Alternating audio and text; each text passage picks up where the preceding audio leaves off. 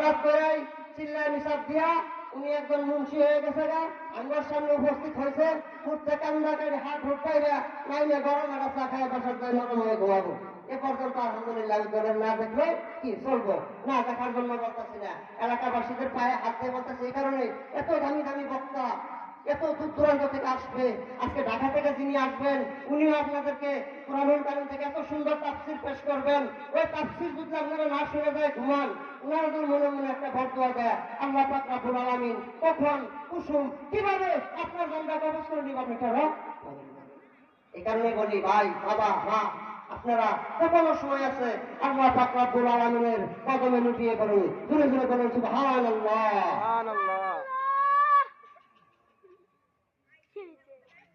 আমি তাই বলি, একটা কথা না বললেই নয় যে আসলে বালুকার মানুষ আমি বিশ্বাস করি, কারণ যেহেতু আমারও এখানে জন্মস্থান, আমিও বালুকারই ছেলে। হয়তো 3-4 মাস ধরে ঢাকা থাকি, হয়তো অনেকে দেখতেছে যে আমি না এলাকার ওনা করছে ওরা রাবণ না, আমি আসি মাঝে মধ্যে আহি আপনাদের দেখা সাক্ষাৎ করে যাই। এই কারণেই করে যাই, আল্লাহ পাক সুযোগ আবার কবে না কবে দেবো তার কোনো গ্যারেন্টি নাই। কারণ আমি যে চাকরিটা করি এই চাকরিটা করতে আমার আব্বা এমন এক কাম দিয়ে গেছে, আমার যাওয়ার সময় কইছে যে বাবা যে চাকরি দিয়ে গেলাম সবসময় বিপদ, কিন্তু আসলে কি বিপদই, মানুষ মনে আসতে পারি না। যাই হোক, আল্লাহ পাক রব্বুল আলামিন আমার হায়াতে তৈবার মধ্যে যা কিছু লেখছে তাই জীবনে গইটা যাবো, গায়ে আসতে কিছু আশা করা যাবে না, কারণ নসিবের মধ্যে যা লেখা আছে তাই ঘটবে। আমার ভাইয়েরা যে কথা বলতে চাইছিলাম মা বোনদেরকে উদ্দেশ্য করে বললাম,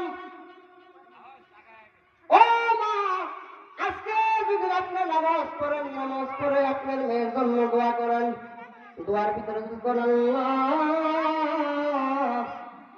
আমার সন্তানটিকে তুমি 5 ওয়াক্ত নামাজি বানাও এবং কি আমার জন্য দোয়া করা শিখাও, তখন আজকে দোয়া করবেন, কালকে দোয়া করবেন, পরশু দোয়া করবেন, এভাবে যখন 10 থেকে 15 দিন দোয়া করবেন, আপনার সন্তান অটোমেটিক চিন্তা করবে আমার মা যেহেতু ঘরের ভিতরে নামাজ পড়েন, আমিও তো নারী, আমার বয়স তো 14, আমার মার সঙ্গে আমরা 2 বোন যদি দাঁড়াই, আমার মা যদি ইমামতি করে তাহলে তো আমি সুন্দর নামাজ পড়া শিখে গেলাম। পরের বাড়ি যদি গেলাম, স্বামী যদি বলে ও স্ত্রী তুমি নামাজ পড়াম, তাহলে যে মার কাছে শিখলাম ওই নামাজ পড়ানোর জন্য কোনো ব্যাপার নয়। কথা বলেন ঠিক কিনা? আজকে যদি ঘরে ঘরে দেখানো যায়, কোনো ঘরে 1 জন করে নামাজি, কোনো ঘরে 2 জন করে নামাজি, কোনো ঘরে 3 জন করে নামাজি, কোনো ঘরে নাই, কোনো ঘরে ভাই, কোনো ঘরে বোন, কোনো ঘরে মা।